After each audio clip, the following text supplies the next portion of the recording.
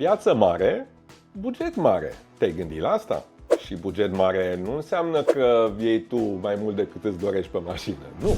Bugetul de cheltuieli e mare. Dacă mergi pe o platformă mare, începi și plătești. Plătești alături de dealeri care nu prea au limită. Ei plătesc bugete mari ca să fie văzuți. Plătești anunțul în sine, după care plătești promovarea, după care plătești promovarea ca să fii pe topul listei, după aceea ce știu eu câte invenții de poziționare. Sfatul nostru este încearcă și platformele mici, ca DirectCar, care sunt dedicate exclusiv pentru persoane fizice. Platformă pe care noi nu te taxăm cu nimic altceva în afară de taxa de publicare. Iar anunțurile sunt toate ordonate în ordinea expirărilor, așa ca toată lumea să știe câte zile au fost expuse și câte mai au. Hai, scrie-ne în comentarii pe tine cât te costă să vinzi pe o platformă mare mașină. Fosta ta, directa mea. DirectCar, prima piață online de mașini doar pentru persoane fizice.